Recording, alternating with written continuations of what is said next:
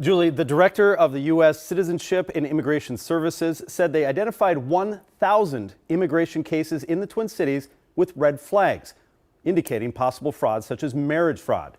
They were able to look into about 900 of them. A lot of money there, and that same type of fraud Kirsten just told us about is exactly what led to an unprecedented crackdown in the state's autism program. Take a look at this graph showing the explosion in this program. This is the amount of money the state has paid in Medicaid claims to autism treatment providers using your tax dollars. In 2017, not that much, just more than $1 million. But look at last year, more than $220 million paid out in claims. And we're back, y'all. Thank you for watching today. Go ahead and hit that like button, my people. You know that it helps us out a ton. And of course, it helps you because it helps us keep bringing you these stories every day. Y'all, how many stories can we possibly do about fraud in Minnesota, y'all? Last story that I actually did on our sister channel. But for those of you who are not fortunate enough to see that, I'm going to link that at the end of this video. That's a whole nother fraud you haven't even heard about unless you've been on the sister channel, y'all. That's an autism center fraud, okay? No joke. You're going to see that at the end of this video. But first, I'm going to bring you the immigration fraud. So yes, we are looking at, this is probably over the past few months, the 5th or 6th major fraud that has come to us from the great state of Minnesota. You have the Feeding Our Future fraud. You have some kind of housing fraud. You had another feeding somebody fraud. You have now the autism center fraud. Now you have the thousands of cases of immigration fraud. Woo! Y'all, I'm not going to belabor the point. Let's just go ahead and hop right into it. But before we do, y'all, make sure you take care of your money. I'm not going to make this a long one, y'all. Go to Paralegold, PARALEGOLD.com or call 844-651-8334, 844-651-8334. If you have $50,000 to $100,000 or more in your retirement, protected from inflation, protected from monetary debasement, you're about to retire. Make sure your money's still there and it's still worth something by investing at least some of it in gold. Talk to our partners at Augusta Precious Metals. Go click the link now, get the free information, and protect your precious retirement. Immigration officials today announced the discovery of widespread immigration fraud as part of a 10-day investigation in Minneapolis and St. Paul. Lou Raguse joins us now to break down what happened. Lou? Julie, the director of the U.S. Citizenship and Immigration Services said they identified 1,000 immigration cases in the Twin Cities with red flags, indicating possible fraud such as marriage fraud. They were able to look into about 900 of them and say they found 275 cases of suspected fraud. What they found should shock all of America. Joseph Edlow, the director of U.S. Citizenship and Immigration Services, in a press conference announced findings of an investigation dubbed Operation Twin Shield. Our officers encountered blatant marriage fraud, visa overstays, people claiming to work at businesses that can't be found, forged documents, abuse of the H-1B visa system, abuse of the F-1 visas, and many other discrepancies. Immigration officials describe marriage fraud as a sham marriage that allows a non-citizen into the U.S. if their so-called spouse, a U.S. citizen or green card holder, petitions for their immigration. Edlow gave some examples of what they found. In one case, officers identified an alien who had overstayed his visa waiver, who was the son of a known or suspected terrorist on the no-fly list. He had previously been found to have engaged in marriage fraud, which resulted in the denial of several immigration benefit requests. He was arrested and is now presently being returned to his country of origin. Despite allegedly finding 275 cases of suspected fraud, ICE officials only made 4 arrests. Officials say more investigation will be done before referrals for charges. Under President Trump's leadership, Edlow, a Trump administration appointee, had strong words for the Biden administration. We found troubling patterns with the Uniting for Ukraine program that should have raised serious concerns under other administrations, such as an individual filing to sponsor more than 100 aliens, and organizations sponsoring hundreds. We are continuing to investigate these cases. Now, the timing of today's press conference and the recent operation cannot be ignored as the DOJ is now suing Minnesota over immigration sanctuary policies.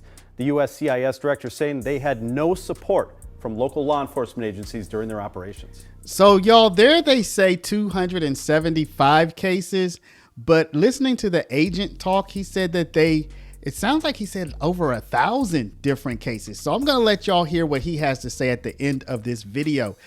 And I know what everybody's thinking. I already know who's going to be the first person in the comments to say, one of our representatives married a brother. I already know y'all are going to say that. I don't think they addressed that in this press conference, but you know, there are rumors. There's some documentation on X. I touched it on one or two videos. I haven't followed up on that on a lot of videos because it just doesn't, I don't know, it doesn't seem like there's going to be any real movement on that. But, you know, this is Minnesota and there is apparently blatant marriage fraud happening there. Now, you might be wondering, okay, but I need more fraud information. Like, yeah, marriage fraud, immigration fraud, but give me some more. Give me some more information. Okay, how's autism fraud for you? Would you like some autism fraud?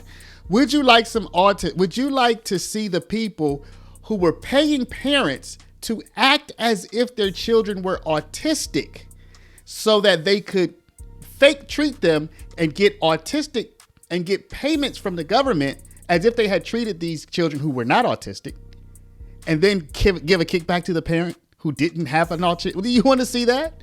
Let's go ahead and hop into that story because there are arrests and people about to start going down. Now, in case you're like, yo, Minnesota, I thought I heard fraud from Minnesota before. This is probably the third, fourth, fifth, just this year, major fraud scandal that you're hearing about out of Minnesota. We're probably getting somewhere around $1 billion at this point, y'all. So let's go ahead and hop into it. Let's take a look. A lot of money there, and that same type of fraud Kirsten just told us about is exactly what led to an unprecedented crackdown in the state's autism program. Yesterday, 5 investigators revealed 85 autism centers in Minnesota are now under investigation. Tonight, investigative reporter Ryan Raish is back with how suspected fraudsters are targeting millions of your hard-earned tax dollars. So remember, y'all, this was about 2 months ago that this report came out. So we're going to get a sense, some background context as to what was happening. Take a look at this graph showing the explosion in this program. This is the amount of money the state has paid in Medicaid claims to autism treatment providers using your tax dollars. You can see in 2017, not that much, just more than $1 million. But you see the gradual growth here. In 2021, more than $80 million. But look at last year, more than $220 million paid out in claims with a grand total of just shy of $700 million. This is what state investigators are now looking at, these soaring costs, and questioning how many providers are doing real work. It makes me sad for the families. Dr. Eric Larson has dedicated. So, y'all, you can see these fraudsters were targeting these programs for feeding children, for helping people who have housing instability, like homeless people or people who are in and out of housing, and people with autism, y'all. So it's like targeting the money for the most vulnerable among us. His life to helping families with autism, running LaVos Institute Midwest here in Minneapolis. He even helped the state stand up its autism program a decade ago. The only reason we're delivering the services is because families worked so hard over the past 30 years to develop this program. But now that program is in the crosshairs of state investigators. As 5 Investigates first reported, 1 in 5 autism centers in the state is now under an investigation after a new crackdown on fraud. How do you explain that big of a number of open investigations? Yeah, there was such a high need for autism services in Minnesota when the state began offering it that it's an unlicensed service. So there aren't the same structures in place. Now, y'all remember when Doge, at the beginning of this year, they tried to tackle the fraud, waste, abuse, and they got a lot of pushback. But we can see, y'all, from the way that this money is divvied up and doled out that there are a lot of safeguards that should be in place that are either they're not in place or they're just not being recognized. DHS says it stepped up enforcement late last year, around the time the feds raided these 2 clinics suspected of billing the state more than $20 million for services never provided. I was never thinking somebody is going to submit fake bills. Larson says he only started to get suspicious last year when he and his staff tried calling providers in the state directory. He couldn't reach at least 100 of them. No apparent email address, no website, nobody answering the phone. Red flag, you think? Well, they're certainly not trying to deliver services. Do we have an idea of how many of those are not even real? We are visiting every single one. Is this now, for some providers, the first time that they've ever had a site visit? I can't speak to whether it's the first time some providers have had a site visit. What I do know is that we, since we designated them high risk, we're doing more site visits. And that high-risk label means providers will face a more rigorous screening process. It's one of the new oversight measures in place moving forward. That's in addition to enhanced background checks and finally a new licensing system similar to daycares, which again, that doesn't exist right now in the autism program. So I think by 2027, they're supposed to propose and roll out this new system to license autism centers. Again, who's watching the taxpayer dollars? When you see that growth every year. Exactly. It's unbelievable. It's very similar to what Kirsten just told us about. Okay, stay on this, okay? So, y'all, this is absolutely incredible. And this was a couple of months ago. Now there has been an arrest. So let's go ahead and jump into that story and see how that unfolded. All right. So I didn't find a video report, so I'm going to read this. Woman is first charged in Minnesota autism fraud scheme, also tied to feeding our future. So, ooh, how much money did they come up on? Oh my gosh. A 28-year-old woman has been charged with wire fraud for her alleged role in a $14 million autism fraud scheme, announced the U.S. Attorney's Office. Asha Farhan Hassan was also charged in connection with the Feeding Our Future fraud scheme, for which she received $465,000. She sent hundreds of thousands of dollars abroad and even bought real estate in Kenya. Prosecutors say Hassan and others defrauded the Early Intensive Developmental and Behavioral Intervention Benefit, a publicly funded Minnesota healthcare program that offers services to people under the age of 21. So basically, I know you can be an adult at that age, but basically children with autism spectrum disorder. Hassan was listed as the only owner of Smart Therapy, but prosecutors say others had ownership stakes in it and weren't listed on DHS documents. Shortly after forming Smart Therapy, Hassan enrolled it as a provider agency in the program. So y'all see, look at this. Minnesota has to be the fraud capital of the universe at this point. So, but you know what? I will say this though. The one good thing is that so much of this fraud is coming to light in Minnesota, because I have no doubt that other states have had just as much fraud, if not more, but we don't hear about it as much in other states. So the one thing we can say, and you know what, a lot of this fraud is being uncovered by the Minnesota investigative reporters. They have those people out there doing their job, and they're turning over these rocks and looking under them and finding this fraud. Other states, imagine California, Florida, and New York. These states probably have double, if not triple, quadruple, 10 times the fraud, but we don't hear about it coming out of those states as often. Yeah, so before Florida was known as the fraud capital of the world, I think Minnesota is giving them a run for the money, y'all. Every other day, there's some kind of fraud related story out of Minnesota. Now, y'all, I'm going to go ahead and sign off, but I am going to flow right into this agent talking for a few minutes so you can hear some of these details for yourself. I'm going to sign off. I thank y'all for watching. Let me know down in the comments, why Minnesota? Why Minnesota? I think it's just that they have more people looking and uncovering. I think this kind of fraud is happening everywhere. I actually want to give kudos to Minnesota because they're finding it. I don't think it's happening more there. I just think they're finding it more there. Or maybe it's just hitting my radar more from Minnesota. Let me know what y'all think down in the comments, y'all. But before you do, please stop, hit the share button, share this video out over email, text message, WhatsApp, Facebook, Snapchat, Instagram, all of your favorite social mediums.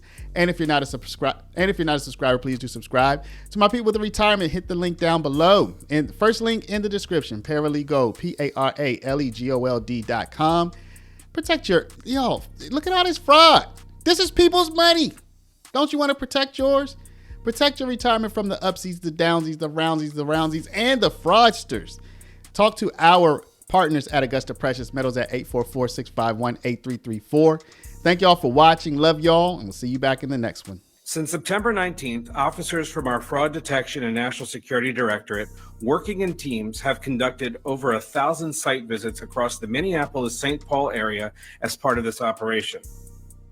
What they found should shock all of America. Focusing on a list of over 1,000 target cases involving more than 900 individuals, our officers encountered blatant marriage fraud, visa overstays, people claiming to work at businesses that can't be found, forged documents, abuse of the H-1B visa system, abuse of the F-1 visas, and many other discrepancies. Over the course of the operation, our officers found indication of fraud, non-compliance, or public safety and national security concerns in nearly a little less than 50% of the cases interviewed. We found troubling patterns with the Uniting for Ukraine program that should have raised serious concerns under other administrations, such as an individual filing to sponsor more than 100 aliens, and organizations sponsoring hundreds. We are continuing to investigate these cases. Some of the other troubling cases that our officers found. In one case, officers identified an alien who had overstayed his visa waiver, who was the son of a known or suspected terrorist on the no-fly list. He had previously been found to have engaged in marriage fraud, which resulted in the denial of several immigration benefit requests. He was arrested and is now presently being returned to his country of origin. In another, an individual admitted to obtaining a fake death certificate in Kenya for just $100 to prove he was no longer married. In reality, his wife is alive, living here in Minneapolis, and is the mother of 5 of his children. And incidentally, he has another wife living in Sweden with whom he has an additional 3 children. In another case, an alien entered the United States without inspection in 2023, was released by Border Patrol. The alien married a U.S. citizen while in removal proceedings and was interviewed at the Minneapolis-St. Paul USCIS field office just last week, where both he and his American spouse stated under oath that their marriage was legitimate. The USCIS officers conducting the interview were suspicious. The site visits were authorized the same day. The American spouse ultimately that afternoon admitted the marriage was fraudulent and entered into solely for immigration purposes and withdrew her petition for that alien. This type of same-day action for interview, from interview to site visit, has really never happened before.